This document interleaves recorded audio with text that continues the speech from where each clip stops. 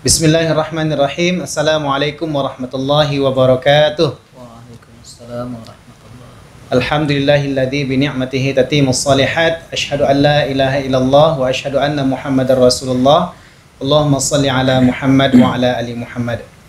Baik, alhamdulillah segala puji dan syukur kita ucapkan kepada Allah Subhanahu wa taala. Kemudian selawat dan salam kepada Rasulullah sallallahu alaihi wasallam dengan mengucapkan Allahumma shalli ala Muhammad wa ala ali Muhammad. Baik, sahabat Fodamara TV, media umat mengaji, kaifahalukum, mudah-mudahan antum semua dan kita semuanya senantiasa dirahmati dan diberkahi oleh Allah Subhanahu wa taala.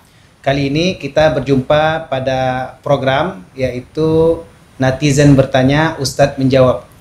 Ya, kali ini program baru dari Fodamara TV yang mana nanti pertanyaan-pertanyaan akan kita kumpulkan dari teman-teman kita, jemaah-jemaah kita yang ingin bertanya sesuatu yang terkait dengan perihal agama, yang nanti insya Allah akan dijawab langsung oleh Tuan Guru kita, yang mana yang akan menjawab pertanyaan-pertanyaan tersebut adalah guru kita di Masjid Raya, yaitu Al-Ustadzul Fadil Dr. Zul Ikrami LCMA Hafizahullah Ta'ala. Alhamdulillah sudah bersama-sama kita di ruangan ini. Maka sebelum kita melanjutkan pada pertanyaan, kita sapa ke Ustadz kita dulu. Assalamualaikum Ustadz. Waalaikumsalam warahmatullahi wabarakatuh. Alhamdulillah. Alhamdulillah khair, Masya Allah. Baik, teman-teman sekalian, sahabat Fodamara TV, sebagai informasi bahwa program ini akan kita jalankan setiap pekan insya Allah. Nanti teman-teman yang mau bertanya, silahkan kirim pertanyaan di nomor WhatsApp yang ada di bawah ini. Insya Allah nanti pertanyaan-pertanyaan tersebut akan kami kumpulkan dan kita akan jawab dan akan dijawab oleh guru kita Ustadz Dr. Zul Ikrami dengan pertanyaan-pertanyaan terkait dengan fikih, muamalah dan akhlak ataupun adab dan lain sebagainya. Dipersilakan untuk bertanya, yang lebih khususnya itu terkait dengan agama tentunya. Baik, Ustadz, kita langsung menjawab pertanyaan jemaah kita nih, Ustadz ya. Ya, baik. Semoga, ada, insya Allah, semoga ya? kita bisa jawab ya. Amin, insya Allah. Ada pertanyaan pertama ini, Ustadz. Ini mungkin terkait dengan yang akhir-akhir ini terjadi di negeri kita nih, Ustadz, yaitu tentang pesawat yang terjatuh. Jadi pertanyaannya gini, Ustadz, apakah kita dianjurkan sholat gaib untuk korban pesawat yang terjatuh meski kita tidak kenal, dan kapan batas kita boleh melaksanakan sholat gaib? Apakah mesti ketemu jasadnya dulu atau tidak? Ini mungkin terkait dengan fikih nih, Ustaz ya. Oke, silakan, Ustaz. Bismillahirrahmanirrahim. Alhamdulillah wassalatu wassalamu ala Rasulillah. Allahumma salli wa sallim wa barik wa an'im ala sayyidina Muhammadin wa ala alihi wa sahbihi wa mawalah. Terima kasih Al-Ustadz Muhammad Hafizakumullah. Ini ada pertanyaan yang sesungguhnya ini pertanyaan, jika kita rinci satu persatu dari pertanyaan pertama tadi, ini akan menghabiskan waktu yang sangat panjang sekali. Karena pertanyaannya saya lihat beranak ya. Nah, apalagi tentang persoalan masalah salat gaib ini, satu bab khusus yang membahasnya di dalam kajian-kajian fikih. Nah, pada prinsipnya yang akan kita jawab di sini adalah hanya menukil fatwa-fatwa yang disampaikan oleh para ulama. Karena sebelum saya jawab, karena ini terkait tentang masalah hukum yang di sini kita harus bertanggung jawab, apalagi penjawab itu punya beban moral yang luar biasa ya di hadapan Allah Subhanahu wa taala, di mana jika ini terjadi di masa Imam Ahmad, maka Imam Ahmad itu mengatakan at-tarayyus ya, pasti akan pelan-pelan dulu kata Imam Ahmad, tidak langsung menjawab ya. Barangkali dalam satu persoalan saya membutuhkan waktu 3 tahun untuk mencari jawaban yang tepat. Nah, kita pada hari ini ya dengan mudahnya menjawab, tetapi mudah-mudahan kita hanya menukil fatwa. Baik. Qadarullah, Allah mentakdirkan dunia dirgantara kita pada hari ini mendapat musibah. Ada sekitar 59 orang yang menjadi korban di jatuhnya pesawat Sriwijaya Air, ya. Lillahi ma'ata wa lahu ma akhadz. Allah yang memiliki semuanya, Allah pula yang mengambil. Nah, maka kita la naqul, tidak bisa mengatakan kecuali inna lillahi wa inna ilaihi raji'un. Nah, tentang persoalan salat gaib, di sini kita hanya menukil pendapat atau jawaban yang disampaikan oleh lembaga-lembaga resmi fatwa. Yang menjadi rujukan kita di sini adalah lembaga resmi fatwa Mesir, yaitu Darul Ifta Al-Misriyah. Nah, di sini dikatakan salatul ghaib hiya salatu ala mayyitin ghaibin anil makanil ladzi yusalla alaihi fi. Salat ghaib definisinya adalah salat terhadap mayat yang tidak berada di tempat. Nah, berarti dia berada di tempat yang lain. Waja'a an Jabir bin Abdullah, bersumber dari Jabir bin Abdullah radhiyallahu anhuma, anna Nabiyya sallallahu alaihi wasallam, Nabi Muhammad sallallahu alaihi wasallam, ya, shalla ala ashamatan Najasyi. Jadi pernah mensalatkan Ashamah an-Najasyi. Nah, fakabbara alaihi arba'an, lalu dalam salat gaib tadi sama seperti salat jenazah, yaitu 4 kali takbir. Nah, jadi dari hadis ini disimpulkan oleh ulama Syafi'iyah, ya, dalam mazhab Syafi'i, jadi hukumnya disyariatkan. Jadi boleh kita mensalatkan orang-orang yang sudah meninggal, misalnya di korban JT berapa ini, ya, di Sriwijaya Air ini, boleh kita salatkan secara gaib berdasarkan versi mazhab Syafi'i yang dikatakan dan dinukil oleh Darul Ifta ini. Walaupun sebenarnya, ya, terjadi silang pendapat, ya, di kalangan ulama. Ada yang mengatakan tidak perlu, ya, disalatkan. Nah, selama sudah ada yang menyolatkannya di sana. Jadi selama ada yang menyolatkannya di sana, ketika jasadnya sudah ditemukan dan tentu diproses secara Islam bagi orang Muslim, nah itu kita nggak perlu lagi untuk menyolatkannya. Ini pendapat kedua.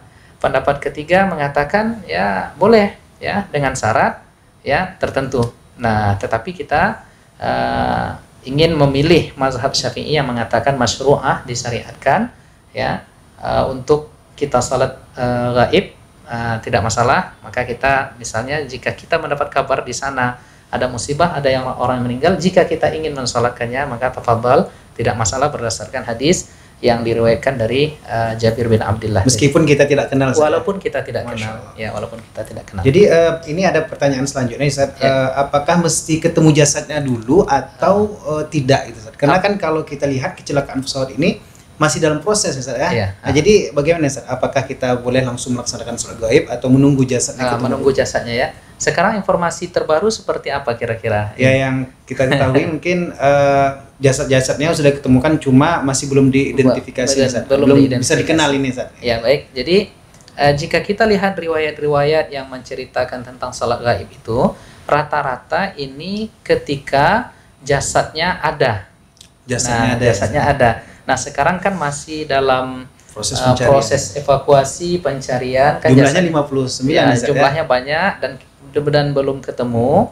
Nah, maka jika kita perhatikan hadis ini, hadis itu secara zahir bahwa An-Najasyi itu ada jasadnya. Sekarang kan belum ada jasadnya. Jadi kita tunggu terlebih dahulu sampai diumumkan oleh pihak berwenang bahwa jasadnya sekian, walaupun yang ditemukan satu barangkali. Nah, kalau kita ingin salat gaib, silahkan kita mensalatinya. Jadi begitu. Berapa lama batasnya, Ustaz? Kira-kira kalau kita menunggu jasadnya ketemu, kalau tidak ketemu boleh kita laksanakan. Nah, jadi disinilah ada pendapat para ulama, ya, kalau waktunya sudah lama tidak perlu lagi kita salat gaib.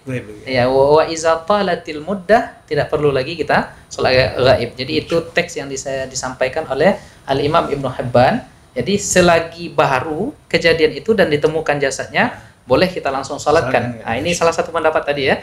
Nah, wa iza talatil muddah, apabila waktunya sudah lama, misalnya kejadiannya 2 pekan yang lalu kita salatkan sekarang. Nah, ini dalam versi Ibnu Hibban dikatakan tidak sah lagi kita melaksanakan salat gaib. Jadi kita kembali ke hadis Jabir bin Abdullah tadi, sesungguhnya salat gaib yang dilakukan oleh Rasul itu terhadap jenazah yang ada. Kemudian yang kedua, yang di sana tidak ada yang menyolatkannya. dan yang ketiga waktunya masih dekat dari kejadian meninggalnya. Baik, Masya Allah. Alhamdulillah, pertanyaan sudah terjawab nih, sahabat Podamara TV. Selanjutnya kita akan lanjut pada pertanyaan dari jemaah lain ini, Ustaz, dari netizen yang lain ini, Ustaz. Baik. Mau tanya nih, Ustaz, jika ada seorang laki-laki suka sama kita, ini masalah jodoh kayaknya, Ustaz. Beralih dari Sriwijaya Air ke jodoh. Mau nih, Ustaz, jika ada seorang lelaki suka sama kita, cuma sholatnya masih bolong-bolong, tapi orangnya sopan, Ustaz. Apakah kita langsung menolaknya atau mengarahkan dia untuk belajar ilmu agama dulu? Seperti yang bertanya ini akhwat nih, Ustaz. Ya. Masya Allah. Bukan sepertinya, ini pasti. Memang pasti. Ini yang bertanya pasti akhwat karena pasti akhwat, seperti yang menanyakan tentang laki-laki. Tentang laki-laki. Jadi tegas sekali di dalam syariat kita ini mengatur, ya begitu indahnya agama kita ini. Nabi kita Muhammad SAW mengatakan, "Idza ja'akum man tardawna dinahu wa khuluquhu fazawwijuh." Apabila datang kepada kalian, wahai para wali, man tardawna dinahu, orang yang kalian ridhoi din, agamanya. Jadi kalian ridho dengan agamanya, artinya agamanya baik. Kita ridho dengan agamanya. Ridho itu kan senang. Kita senang melihat agamanya. Wa khuluquhu, dan kita juga senang melihat akhlaknya. Maka kalau sudah ada dua kategori ini, fazawwiju, nikahkan orang yang berada di bawah perwalianmu. Jadi ini perintah terhadap wali bagi kita yang memiliki anak perempuan atau adik perempuan, atau kita menjadi walinya. Nah, pertanyaan tadi dari akhwat berarti. Nah, bukan berarti dan yang kedua sebelum kita jawab, memang kalau perempuan yang masih muda, dalam artian dia perempuan yang masih bukan janda atau masih gadis, itu tusta'zan, dia harus kita minta izin. Jadi wali minta izin dulu. Jadi wajar dia bertanya seperti itu. Jadi boleh diterima apa tidak, ya. Nah, maka kembali kita ke hadis yang kita baca tadi. Jadi standarnya adalah din. Din itu agama. Standar utama dalam agama itu adalah salat.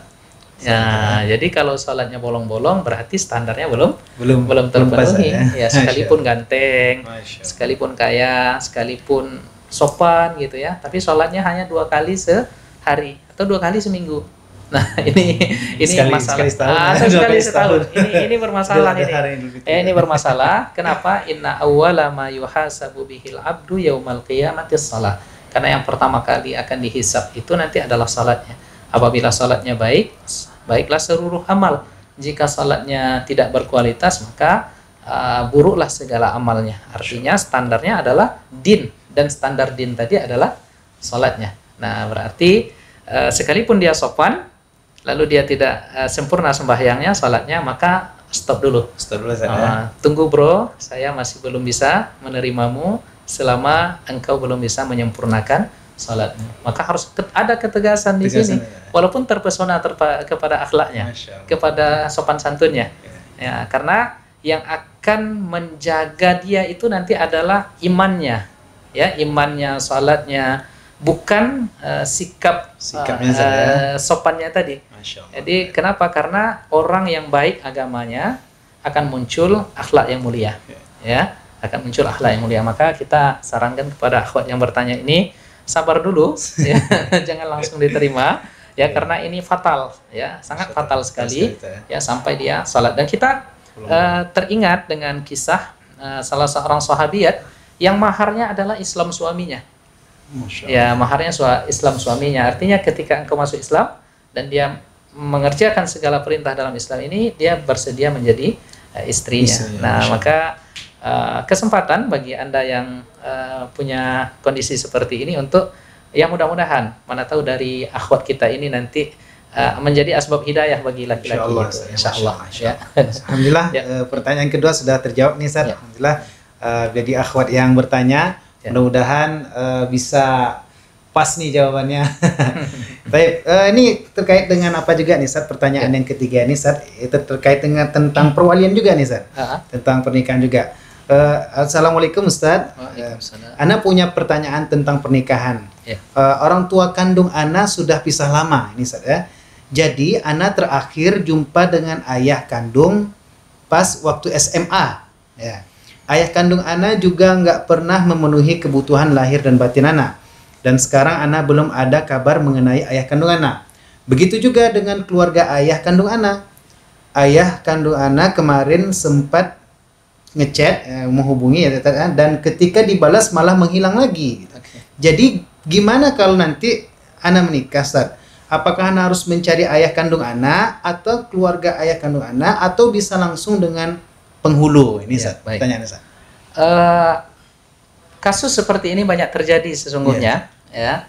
Bahkan ada juga kasus seorang ayah karena dendam dia tidak mau menikahkan anak anaknya kandungnya Ustaz. sendiri. Oh, Nah, ya, ini nauzubillah, ini terjadi di tengah masyarakat kita. Tetapi apabila kita melihat hadis-hadis Nabi Muhammad SAW, ana waliyun liman la waliyalah, atau as-sultan waliyun liman la waliyalah. Jadi sultan, penguasa, ya, itu menjadi wali bagi orang yang tidak memiliki wali.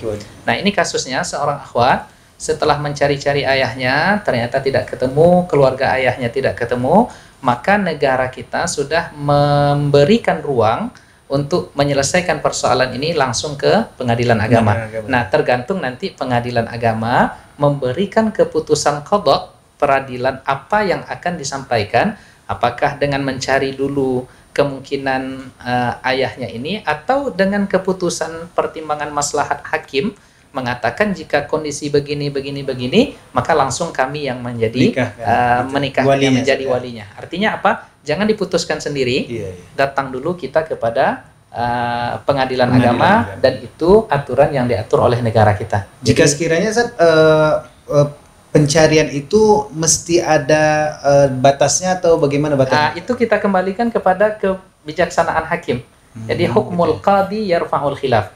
Jadi terjadi silang pendapat, kata kita begini, mazhab ini mengatakan begini, mazhab ini mengatakan begini, ya. Maka ketika kita datang ke qadi, keputusan qadi itu menghapus semua silang pendapat yang ada tadi, maka kita mengambil pendapat qadi. Jadi qadi ini adalah penunjukan resmi dari pemerintah, maka bisa jadi antara satu hakim dengan hakim lain mungkin berbeda pendapat, ya, tetapi kita ikuti prosedur ini. Nah, ati Allah wa ati'ur rasul wa ulil amri minkum. Maka jika ada yang mengalami kasus seperti ini, silahkan datang saja ke pengadilan. Pengadilan ada solusi. Jadi kita secara fatwa tidak bisa menjawab berapa lama ya, kita serahkan sepenuhnya ini ke persoalan qadha, ya, peradilan yang sudah diberikan ruang dan pintunya oleh negara kita. Masya Allah. Ya, alhamdulillah, berarti jawabannya sudah dapat nih dari Ustadz terkait pertanyaan tentang ayahnya yang sampai sekarang ini belum ketemu. Mudah-mudahan Allah pertemukan ya, dan dibuka hatinya. Allah buka hatinya, insya Allah. Ya. Baik, Ustadz, kita lanjutkan pertanyaan nih, Ustadz. Ada pertanyaan lagi. Assalamualaikum Ustadz, bagaimana jika saya dalam keadaan junub? Nah, ini Ustadz, ya. Lalu ruang kamar saya berada di samping masjid. Nah, ini seperti yang bertanya ini Gorim nih, Ustadz. Ya, dan pasti laki-laki ya. Pasti laki-laki. Yang benar Gorim atau takmir gimana, Ustadz? Ya. Sebelum kita lanjut. Ya. Jadi gharim itu kalau dalam bahasa Arab kan orang yang berhutang. Orang yang berhutang, ya. Karena dulu orang-orang yang berhutang yang banyak masalah ekonomi tinggalnya di masjid. Jadi dipakailah istilah itu. Gharim, ya. Berarti nggak apa-apa kita pakai, nggak masalah. Ya. Jadi Ustadz, ruang kamar saya itu berada di samping masjid. Ya. Mau tidak mau kalau saya keluar harus melewati masjid. Bagaimana yang harus saya lakukan, Ustadz? Ya. Jadi jawaban kita, ya, rekan-rekan sekalian, yang namanya gharim juga manusia ya. Dan mereka bisa bermimpi, ya, tetap mereka juga pasti ada saat-saat di mana mereka ihtilam, ya, ihtilam mimpi basah, ya, ihtilam dalam bahasa fikihnya. Nah, kemudian ihtilam ini dialami oleh seorang penjaga masjid, ataukah namanya gharim ataukah marbot, ya. Marbot itu juga dari bahasa Arab, ya, marbutun itu ya? orang yang diikat. Jadi dia diikat di masjid. Ya, jadi dia tidak marbut gitu ya. Ribat. Nah, jadi bagaimana statusnya ketika dia kamarnya itu berdempetan dengan masjid? Artinya ketika dia keluar, satu-satunya akses itu adalah pintu masuk ke masjid. Nah, yang terlarang bagi orang junub itu adalah al-maktsu fil masjid. Ya, al-maktsu fil masjid itu adalah duduk berdiam diri di masjid. Ini yang dilarang bagi orang yang sedang junub. Nah, wala junuban illa abiri sabil. Jadi tidak boleh masuk ke masjid itu orang yang junub, kecuali orang yang junub itu abiri sabil, hanya lewat saja. Jadi sekedar untuk lewat saja, apalagi tidak ada akses ya untuk ke kamar mandi, mandi wajib ke kamar mandi, kecuali hanya lewat di masjid. Maka dengan tegas ayat itu wajhud dalalah, ya, dalalahnya, konotasinya terhadap hukum sudah jelas. Wala junuban illa abiri sabil. Jadi kalau sekedar lewat saja boleh. Tapi kalau ketika udah masuk masjid ya qailulah dulu lah. Misalnya mimpinya habis subuh gitu ya. Musim hujan kayak sekarang. Musim hujan asik tidur, bangun jam 9 mimpi. Oh kan waktu zuhur masih 3 jam lagi. Pindah ke masjid. Tidur di masjid. Nah, ini haram. Ini dosa. Ya, jadi kalau sekedar lewat saja nggak masalah. Ya. Masya Allah. Berarti ini teman-teman kita sahabat Fadamar TV yang bertanya tentang keadaan ini kayaknya marbot ya. Tidak perlu jebol dinding kamar ya, untuk mas keluar. Silakan lewat saja. Jadi silakan lewat. Kalau sekedar lewat saja, alhamdulillah. Dan selanjutnya Ustaz, kita masalah tentang adab juga kayaknya ini Ustaz, akhlak juga. Assalamualaikum Ustaz, bagaimana sikap anak kepada orang tua yang sulit dinasihati? Apakah anak harus lebih bersabar atau anak pindah rumah agar emosional anak tidak terpancing dikarenakan takut berdosa kepada orang tua? Jadi orang tuanya susah dinasihati, lalu dia takut emosinya, takut durhaka, dia mau pindah rumah. Ini gimana Ustaz? Ya, luar biasa ini. Justru saya melihat di sini dia sedang menghadapi pintu surga yang sedang disiapkan oleh Allah. Ya, saya melihat kondisi dia itu sekarang, justru dia sedang berada di pintu surga yang tinggal dia ketuk dan dia buka saja. Nah, kenapa demikian? Karena dalam Al-Quran jelas, wa wassaynal insana biwalidayhi ihsana. Kami sudah perintahkan manusia itu untuk berbuat baik kepada walidayhi.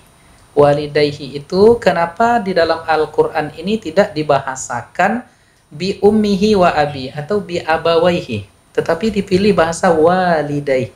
Walid itu dalam bahasa Arab itu adalah seseorang yang mampu punya anak, itu dinamakan walid. Seorang perempuan yang normal bisa melahirkan anak itu dinamakan dengan walidah. Jadi seolah pesan ayat ini, sekalipun ya orang tuamu itu hanya sekedar melahirkan saja, ya itu tetap kamu berikan ihsan. Luar biasa. Meski hanya melahirkan. Hanya melahirkan. Jadi setelah dilahirkannya, ayahnya pergi kemana? Gitu, kemudian si maknya ini pergi kemana? Ditaruhnya di dalam peti, anak ini dibuangnya ke sungai saja. Ditemuin oleh orang itu. Masya Allah. Sekali hanya sekedar untuk melahirkan saja, itu tetap diberikan ihsan. Ya, ihsan itu apa? Ihsan itu adalah memberikan lebih dari apa yang diterima. Artinya ketika Ustadz Muhammad memberikan kepada saya 2 buah model air, maka demi ihsan saya kepada antum, maka saya berikan 4. Nah, itulah ihsan, ya, memberikan lebih dari apa yang kita terima. Nah, kasusnya sekarang, kasusnya sekarang kita mendapati orang tua yang mungkin Allah uji dia, kita dengan sikap orang tua yang kasar. Nah, bagaimana sikap kita? Tetap berikan ihsan. Tetap berikan ihsan karena itu adalah pintu surga kita. Yang kedua, nasihati dengan cara yang baik. Bahkan di dalam Al-Quran jelas ya, jelas sekali, indah sekali. Di mana wa in jahadaka ala an tusyrika bi ma laysa laka bihi ilmun fala tuti'huma.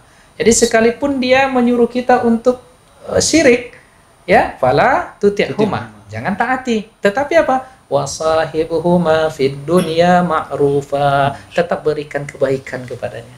Nah, jadi hemat saya, akhi atau ukhti yang bertanya ini bersabar, ya, isbiru wasabiru tidak mesti pindah, tidak mesti pindah, ya, kita bersabar, nikmati, ya, karena orang tua ini kata orang Melayu seperti mushaf Quran buruk, ya, dibuang, dibaca tak terbaca, dibuang berdosa.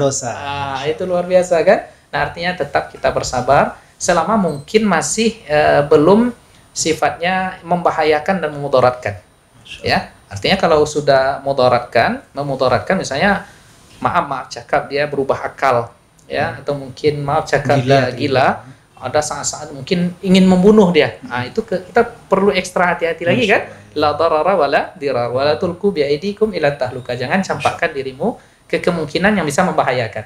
Nah, kalau begitu mungkin kita bisa hal-hal teknis lainnya. Tetapi dengan kondisi yang seperti ini bersabarlah ya, inilah ujian. Ya, karena yang namanya hidup ini selama dunia ini masih bernama dunia, ya banyak aja ujian. Ya, pasti banyak ujian. Dan kadang ujian itu datang dari orang terdekat kita.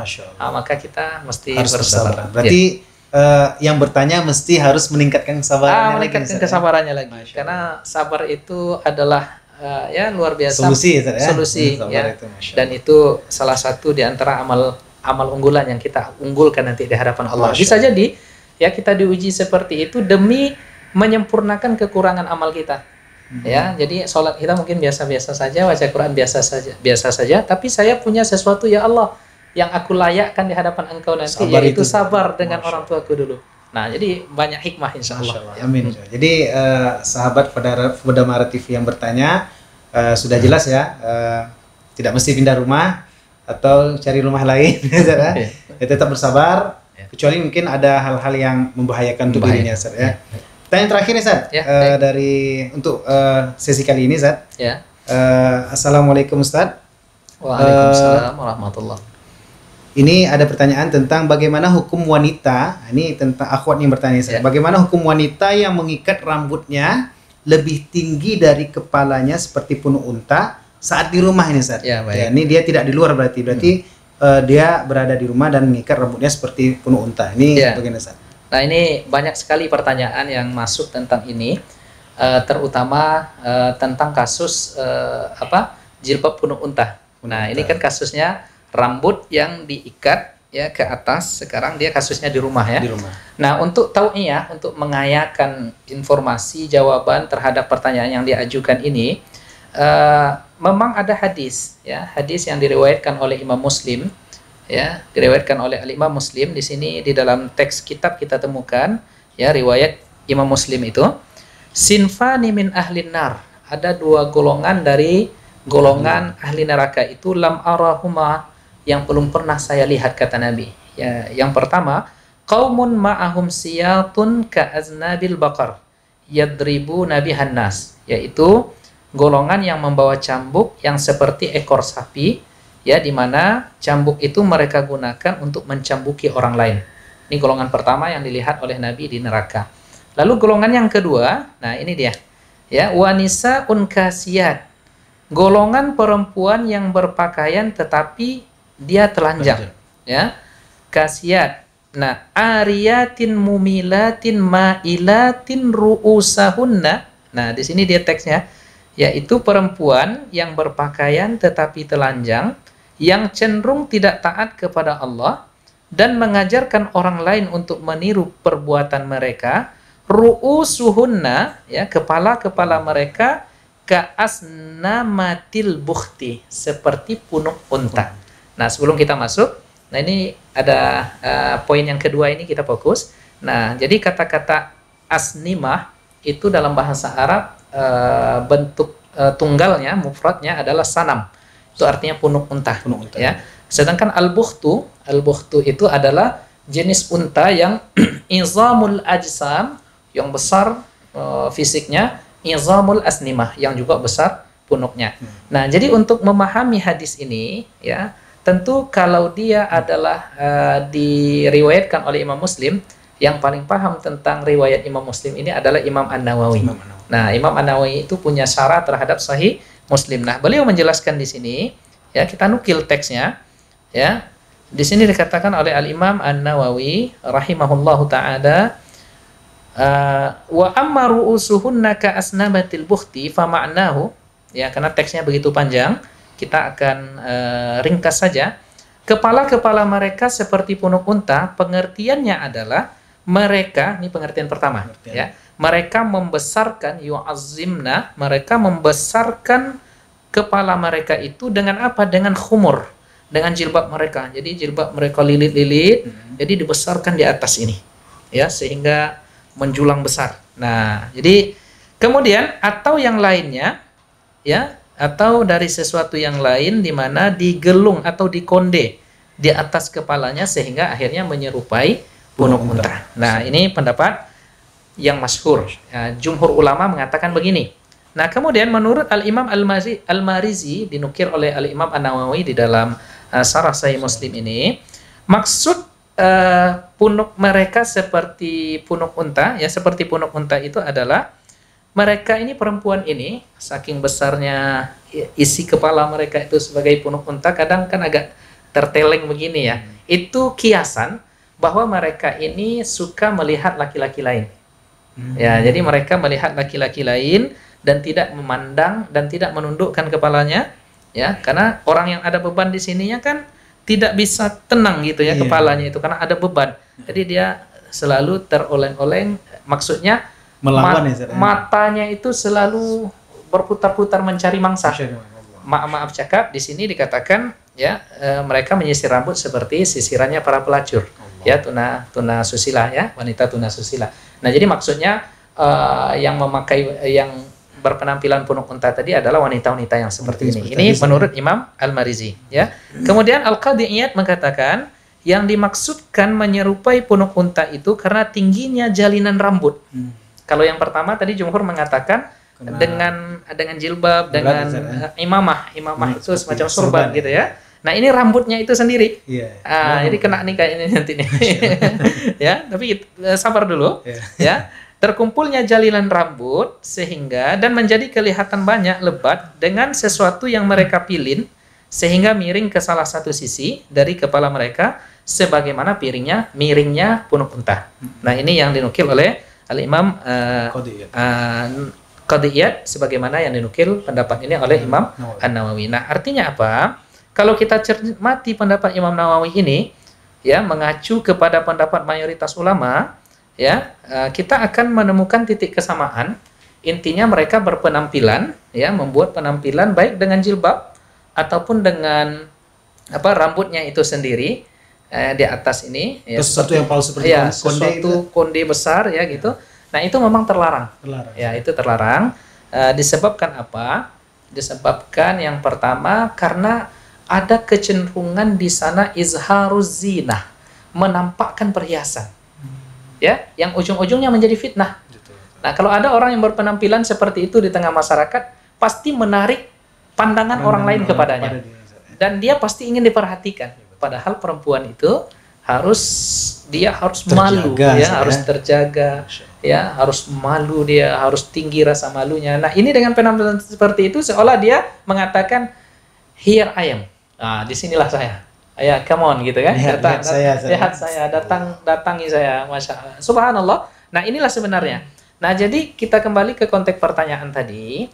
Ya, jika di rumah ada hajat keperluan, apalagi rambutnya panjang, lalu dia ingin sekedar merapikan, tetapi tidak sampai membuat seperti punuk unta, tidak apa-apa. Karena ini larangan yang paling bahaya sekali kan ketika keluar rumah. Nah, tapi kalau dia di dalam rumah yang hanya memandangnya adalah suaminya, ya nggak masalah. Ya, nggak masalah. Karena wala yubdina zinatahunna illa ma zahara minha. Jadi dia tidak boleh menampakkan perhiasan kecantikannya kecuali yang nampak-nampak saya terhadap suaminya, terhadap orang-orang yang mahramnya. Nah, artinya kalau dia sekedar di rumah lagi, misalnya dia punya rambut yang panjang gitu ya, kalau digeraikan begitu saja mungkin ada kemungkinan nanti entah mungkin kena najis atau kena sesuatu nyangkut kemana, lalu digulungnya, diikatnya, lalu dinaikkannya sedikit di sini, itu tidak masalah. Jadi begitu ya kira-kira. Alhamdulillah. Mudah-mudahan panjang lebarnya penjelasan dari Ustadz tadi memberikan kejelasan. Sebenarnya lebih bisa panjang, tapi kita ringkas saja. Ya. Bisa mendapatkan jawaban yang alhamdulillah mungkin bisalah untuk mendapatkan pencerahan dari akhwat yang bertanya tadi. Dengan pertanyaan tadi, Ustaz, mungkin untuk episode kali ini kita cukupkan, Ustaz. Alhamdulillah dengan pertanyaan-pertanyaan tadi, alhamdulillah mudah-mudahan menambah keilmuan kita bagi teman-teman atau sahabat Fodamara TV yang mendengarkan program kali ini. Dan sekali lagi kami sampaikan kepada sahabat Fodamara TV bahwasanya yang ingin bertanya, yang pertanyaannya ingin dijawab oleh Tuan Guru kita Ustadz Zul Ikrami, maka silahkan kirim pertanyaannya melalui WhatsApp di bawah ini, dan juga di IG atau Instagram dari Fodamara. Bisa dilihat di Fodamara IG-nya, dan komen, silahkan di komen, nanti ada flyer-flyernya, dan silahkan di komen, dibuat pertanyaan di komen tersebut. Mudah-mudahan nanti akan kami rekap dan kami akan persiapkan pertanyaan itu untuk dijawab oleh Ustadz kita. Mungkin itu saja Ustadz untuk sesi kita kali ini. Jazakumullah khairan Ustadz atas kesempatannya, dan insya Allah akan kita lanjutkan pada pertemuan selanjutnya. Baik, demikian yang bisa kami sampaikan. Kita tutup dengan mengucapkan hamdalah, alhamdulillahirabbil alamin, doa kafaratul majelis, subhanakallahumma wa bihamdika asyhadu an la ilaha illa anta astaghfiruka wa atubu ilaik. Assalamualaikum warahmatullahi wabarakatuh. Waalaikumsalam warahmatullahi wabarakatuh.